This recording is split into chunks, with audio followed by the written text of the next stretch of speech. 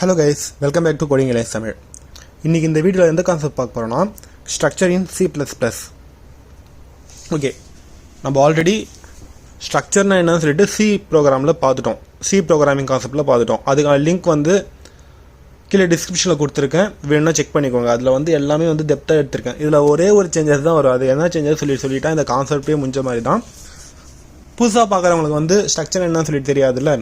So ஸ்ட்ரக்சரோட definition என்னென்னா வந்து structure is a user define data type. User define data டைப்புங்கிறது நம்மளா யூஸராக வந்து கிரியேட் பண்ண டேட்டா டைப் தான் user define data type. And it is collection of difference datas and which are store in contiguous memory location.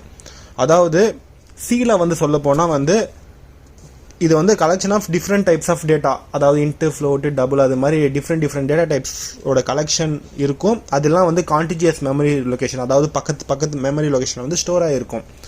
இதுவே C++ல இதுக்கும் என்ன டிஃப்ரெண்ட்னா வந்து இது வந்து டேட்டா மெம்பர்ஸும் இருக்கும், மெம்பர் ஃபங்க்ஷன்ஸும் இருக்கும். அதாவது சியில் வந்து டேட்டாஸ் மட்டும்தான், அதாவது இன்டீஜர் அந்த டேட்டா டைப்ஸ் மட்டும் தான் ஆக்சஸ் பண்ண முடியும். இந்த ஸ்ட்ரக்சரில் வந்து ஃபங்க்ஷன்ஸையும் வந்து எழுதுகிற மாதிரி வந்து ப்ரோக்ராம் எழுதலாம். ஓகேங்களா, அதுவும் இதுதான் வந்து சிக்கும் C++க்கும் இருக்க டிஃப்ரென்ஸ். இதனால வந்து என்ன அட்வான்டேஜ் சொல்லிட்டு ப்ரோக்ராம் பார்க்கும்போது உங்களுக்கு புரியும். இப்போது இதனோட சின்டெக்ஸ் வந்து இப்போ நான் இங்கே டிஸ்பிளே பண்ணுறேன் பாருங்க. இதுதான் வந்து ஸ்ட்ரக்சரோட சின்டெக்ஸ். அதாவது ஸ்ட்ரக்சரை வந்து ஷார்ட்டாக வந்து ஸ்ட்ரக்ட்னு சொல்லிட்டு எழுதிட்டு டேக் நேமுங்கிறது எதுவாக வேணாலும் நீங்கள் யூஸ் பண்ணிக்கலாம். யூஸ் பண்ணிவிட்டு இது வந்து C++க்கான syntax. Data member 1, data member 2, இது மாதிரி டேட்டா மெம்பர் n வரைக்கும் எவ்வளோ தேவையோ அவ்வளோ யூஸ் பண்ணிவிட்டு அதே போல் மெம்பர் ஃபங்க்ஷன்ஸையும் வந்து நீங்கள் வந்து இங்கே இன்க்ளூட் பண்ணிக்கலாம். இதுவே இது வந்து சிக்கு இருந்துச்சுன்னா நம்ம இங்கே வந்து டேட்டா மெம்பர்ஸ் மட்டும் தான் வந்து ஆக்சஸ் பண்ண முடியும், மெம்பர் ஃபங்க்ஷனை வந்து ஆக்சஸ் பண்ண முடியாது. ஏன்னா வந்து சினா வந்து டேட்டா மெம்பர்ஸ் மட்டும் தான் ஆக்சஸ் பண்ண முடியும். C++ங்கிறது ஒரு அட்வான்ஸ் இல்லை. ஸோ அதனால இதை வந்து மெம்பர் ஃபங்க்ஷனை வந்து ஆக்சஸ் பண்ணலாம். ஓகேங்களா, இப்போ வந்து C++ structure same as a C structure. ஓகேங்களா, C++ ஸ்ட்ரக்சரும் வந்து C ஸ்ட்ரக்சருக்கு சேமாக தான் இருக்கும். என்ன ஒரே ஒரு டிஃப்ரெண்ட்னா வந்து C++ அலோஸ் ஃபங்க்ஷன்ஸும் இது கூட வந்து அலோவ் பண்ணும், அவ்வளோதான். But C doesn't allow a function. ஓகேங்களா, இப்போது நம்ம இதோட C++ஓட ஸ்ட்ரக்சர் சின்டெக்ஸை பார்த்துட்டோம். இதில் வந்து ஃபங்க்ஷன்ஸ் வந்து இன்வால்வ் இருக்குல்ல. The member function memory is not a part of structure variable. Member function இருக்குல்ல, அதாவது ஃபங்க்ஷன் நம்ம கிரியேட் பண்ணுறோம்ல, இது வந்து ஸ்ட்ரக்சர் வேரியபிளோட பார்ட் இல்லை. ஓகேங்களா, இந்த பாயிண்ட் எதுக்காக சொல்கிறேன்னு சொல்லிட்டு ப்ரோக்ராம் அப்போ உங்களுக்கு புரியும்.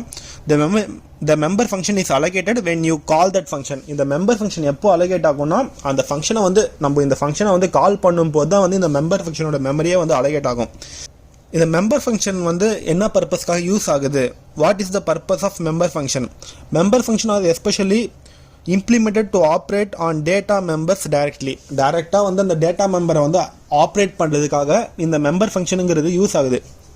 இதெல்லாம் வந்து இந்த பாயிண்ட்ஸ்லாம் வந்து ப்ரோக்ராம் இப்போ உங்களுக்கு புரியும். இப்போ ஃபஸ்ட்டு ஒரு சிம்பிள் ப்ரோக்ராம் பார்த்துலாம்.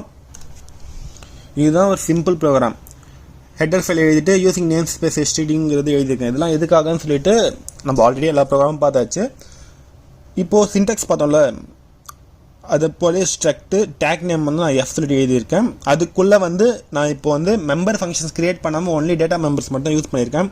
இன்ட்டுக்கு கேரக்டருக்கு C, ஃப்ளோட்க்கு Fன்னு சொல்லிட்டு டேட்டா மெம்பர்ஸ் எல்லாம் கொடுத்துட்டு இன்ட்டு மெயின். இப்போது இந்த ஸ்ட்ரக்சருக்குள்ளே இருக்க இந்த டேட்டா மெம்பர்ஸ்லாம் ஆக்சஸ் பண்ணுமா, இதுக்குன்னு சொல்லிட்டு ஒரு ஆப்ஜெக்ட் வந்து கிரியேட் பண்ணோம். ஸ்ட்ரக்சர் வேரியபிள் சொல்லிட்டு சொல்லலாம், இல்லை ஆப்ஜெக்ட் சொல்லிட்டு சொல்லலாம். நான் இந்த வீடியோ எல்லாமே வந்து ஆப்ஜெக்ட் சொல்லிட்டு மென்ஷன் பண்ணியிருப்பேன். அதை வந்து ஸ்ட்ரக்சரில் யூஸ் பண்ணும்போது ஸ்ட்ரக்சர் வேரியபிளாக சொல்லுங்கள், இதுவே கிளாஸில் யூஸ் பண்ணும்போது ஆப்ஜெக்டாக சொல்லுங்கள். பட் நான் இதில் வந்து ஸ்ட்ரக்சர் வேரியபிளை வந்து ஆப்ஜெக்டாக சொல்லியிருக்கேன். சரிங்களா, அதை வச்சு நீங்கள் கன்ஃபியூஸ் ஆகாதீங்க. ஸோ ஸ்ட்ரக்ட் எஃப்க்கு ஒரு ஓபிஜேன்னு சொல்லிட்டு ஒரு ஆப்ஜெக்ட் கிரியேட் பண்ணிவிட்டு கான்டிஜியஸ் மெமரி லொக்கேஷன் தான் இப்போ ஸ்டோர் பண்ணியிருக்கோம். ஸோ ஃபஸ்ட்டு இன்டீஜர் இருக்கிறதுனால 1 சொல்லிட்டோம், கேரக்டர் இருக்கிறதுனால A சொல்லிட்டோம், ஃப்ளோட் இருக்கிறதுனால 7.5 சொல்லிட்டோம், ஒரு ஃப்ராக்ஷன் நம்பர்லாம் கொடுத்துட்டு இப்போது ஒரு வேல்யூவாக நான் வந்து பிரிண்ட் பண்ணோம். இப்போ இந்த ஆப்ஜெக்ட் மூலியமாக obj.i சொல்லிட்டு ஐயோட வேல்யூ பிரிண்ட் பண்ணனா வந்து ஃபஸ்ட்டு வந்து 1ங்கிறது பிரிண்ட் ஆகும். அதே போல் c.obj.cன்னு சொல்லி எழுதிட்டேன்னா ஏங்கிறது பிரிண்ட் ஆகும்.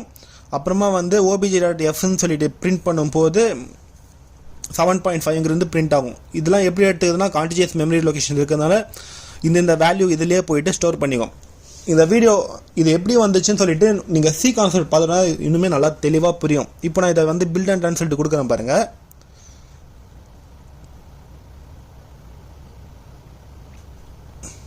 பில்ட் அண்ட் ரன் சொல்லி கொடுத்துட்டேன். இங்கே பாருங்கள் 0 எரர் 0 வார்னிங் இருக்குது பாருங்கள். இப்போது obj.iங்கிறது 1ங்கிறதும் obj.cங்கிறது ஏங்கிறதும் obj.fங்கிறது 7.5ங்கிறதும் கொடுத்துருக்க வேல்யூ வந்து பிரிண்ட் ஆகிருக்கு. இது ஸ்ட்ரக்சருக்கு சிம்பிள் எக்ஸாம்பிள். ஓகேங்களா. நெக்ஸ்ட்டு இதிலே வந்து இது வெறும் டேட்டா மெம்பர்ஸ் வச்சு மட்டும் நான் ப்ரோக்ராம் எழுதியிருக்கேன். இப்போ மெம்பர் ஃபங்க்ஷன் யூஸ் பண்ணி ஒரு ப்ரோக்ராம் பார்க்கலாம். ஓகே, இது வரைக்கும் சேமாக தானே இருக்குது.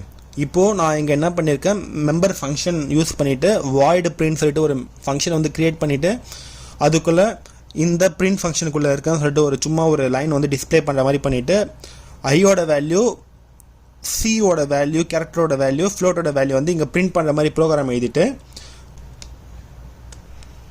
இப்போ வாய்டு பிரிண்ட்குள்ளே இது மாதிரிலாம் கொடுத்துட்டு மெயின்குள்ளே ஸ்ட்ரக்ட் எஃப்னு சொல்லி கொடுத்துட்டு அதுக்கான ஆப்ஜெக்ட் வேல்யூஸ்லாம் இதுக்கெலாம் கொடுக்கணும்ல. ஸோ 1a 7.5 சொல்லிட்டு போன எக்ஸாம்பிள் மாதிரியே கொடுத்துட்டு இப்போது இந்த ஃபங்க்ஷனை வந்து ஆக்சஸ் பண்ணணும்னா இந்த ஆப்ஜெக்ட் சொல்லிட்டு இது க்ரியேட் பண்ணியிருக்கேன்ல, ஆப்ஜெக்ட் டாட் இந்த ஃபங்க்ஷன் நேம் வந்து பக்கத்தில் வந்து பிரிண்ட் பண்ணிவிட்டு இது போல் கொடுத்தா மட்டும்தான் இந்த வேல்யூலாம் இது செட் ஆகிட்டு அதுக்கப்புறம் இது வந்து கால் ஆகும். இது மாதிரி பண்ணும்போது ஃபஸ்ட்டு வந்து இந்த கால் ஆகும் பொழுது வந்து ஐயோட வேல்யூ, சியோட வேல்யூ, எஃபோட வேல்யூலாம் 1a 7.5 சொல்லிட்டு ஆகிட்டு இருக்கும். அதுக்கப்புறம் இது கால் பண்ணும்போது ஐயோட வேல்யூ என்னன்னு சொல்லிட்டு 1, சியோட வேல்யூ a, எஃபோட வேல்யூ 7.5 சொல்லிட்டுலாம் இருக்குல்ல. ஸோ ஃபஸ்ட்டு இந்த வேல்யூலாம் செட் ஆகிட்டு அதுக்கப்புறம் இது கால் பண்ணும் பொழுது பிரிண்ட் ஃபங்க்ஷன் சொல்லிட்டு வந்துட்டு இந்த வேல்யூலாம் டிஸ்பிளே ஆகும். பார்க்கலாம் பாருங்கள்.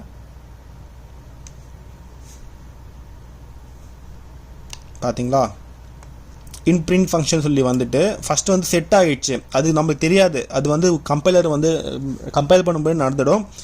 ஆப்ஜெக்ட் டாட் பிரிண்ட் சொல்லி தரும்பொழுது இந்த ஃபங்க்ஷனுக்குள்ளே வந்துட்டு இதில் என்ன இருக்கோ அது அப்படியே பிரிண்ட் ஆகிருக்கும். i = 1, c = a, f = 7.5 சொல்லிட்டு. ஓகேங்களா.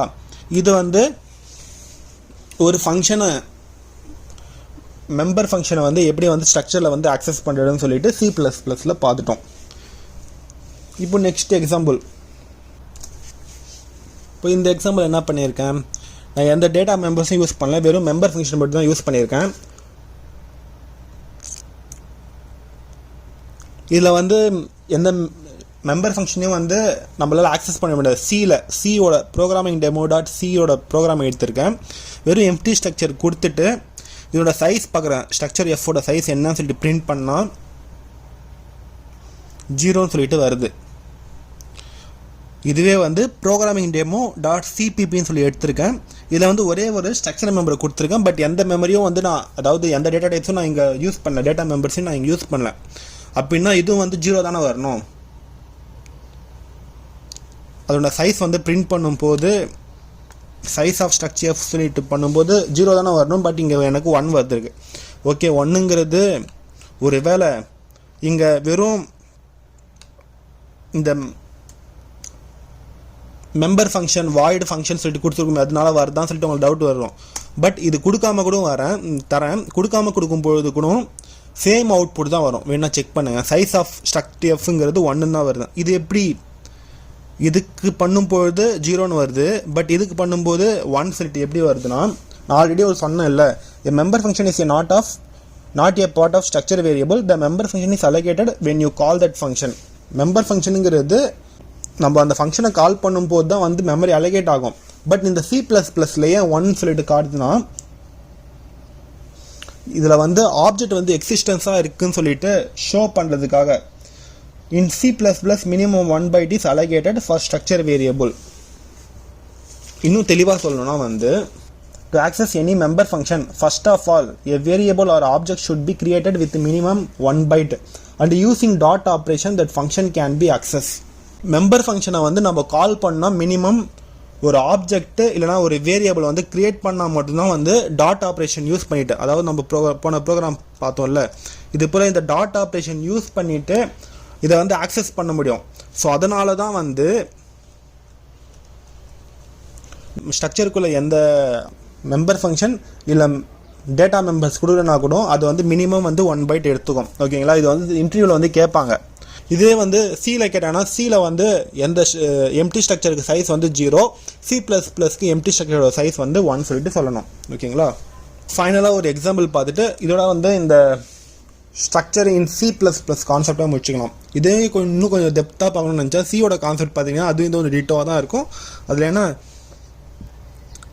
எக்ஸிஸ்டன்ஸாக வந்து மெம்பர் ஃபங்க்ஷன் வந்து ஆக்சஸ் பண்ணியிருப்போம். அதுதான் உங்களுக்கு மெம்பர் ஃபங்க்ஷன் எப்படி ஆக்சஸ் பண்ணுறோன்னு சொல்லி தெரிஞ்சிச்சுல்ல. ஸோ அதை வச்சுட்டு வந்து நீங்கள் எழுதிக்கலாம். Final example. ஸோ இதுதான் வந்து ஃபைனல் எக்ஸாம்பிள். இதில் என்ன பண்ணியிருக்கேன்னு சொல்லிட்டு பாருங்களேன். ஸ்ட்ரக்சரில் இன்ட் ஐஜேன்னு சொல்லிட்டு 2 வேரியபிள் கொடுத்துட்டு வாய்டு செட் டேட்டான்னு சொல்லிட்டு நான் இதெல்லாம் வந்து வெறும் இன்டிஜர் ஐஜேங்கிற இந்த இன்ட் வேல்யூலாம் வந்து இந்த இடத்துல வந்து செட் பண்ணுற மாதிரி கொடுத்துருப்பேன். பட் இப்போ வந்து ஃபங்க்ஷனுக்குள்ளே கொடுத்துட்டு வாய்டு டிஸ்பிளேன்னு சொல்லிட்டு கொடுத்துருக்கேன். வாய்டு டிஸ்பிளேன்னு சொல்லிட்டு கொடுக்கும்பொழுது வாய்ட் டிஸ்பிளே ஃபங்க்ஷனுக்குள்ளே வந்து ஐயோட வேல்யூயும் ஜேவோட வேல்யூயும் பிரிண்ட் பண்ண சொல்லியிருக்கேன். ஃபஸ்ட்டு பாருங்கள்,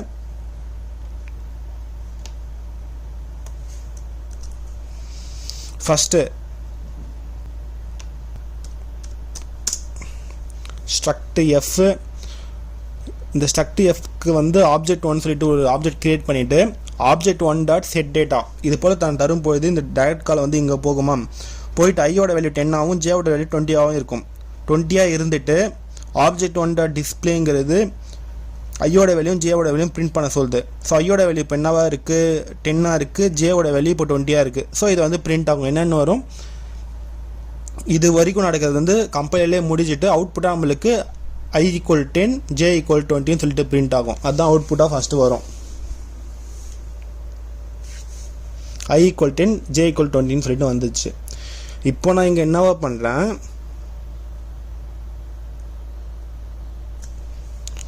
F இப்படியும் தரலாம். C++ல மட்டும் இது டைரெக்டாகவே வந்து F சொல்லிட்டு கூட தரலாம். ஓகேங்களா, இது தராமல் அப்படியே கொடுத்தாலும் வந்து இது வந்து ஃபைன் பண்ணிக்கும். நீங்கள் டைரெக்டாகவே வந்து டேக் நேம் கொடுத்துட்டு பிரிண்ட் பண்ணணும், இது வந்து பிரிண்ட் பண்ணிக்கும் C++ல. பட் சியில் தரும்போது வந்து கண்டிப்பாக வந்து கொடுத்து பண்ணுற மாதிரி யூஸ் பண்ணிக்கோங்க. இப்போது எஃப்ங்கிறது இந்த கிளாஸ் தானே. ஸோ ஆப்ஜெக்ட் 2ன்னு சொல்லிட்டு இன்னொரு ஆப்ஜெக்ட் க்ரியேட் பண்ணியிருக்கேன். நான் டைரெக்டாக வந்து செட் டேட்டா கால் பண்ணாமல் டிஸ்பிளேக்கு கால் பண்ணியிருக்கேன். நான் வந்து ஆப்ஜெக்ட் 1க்கு மட்டும்தான் வந்து செட் டேட்டாவை கால் பண்ணும்போது செட் டேட்டா ஐயோட வேல்யூ 10 ஆகும், ஜேவோட வேல்யூ 20 ஆகும் வந்து ஆப்ஜெக்ட் 1ல் சேவ் ஆகிட்டு பாருங்களேன். இங்கே நான் சொல்கிறேன்,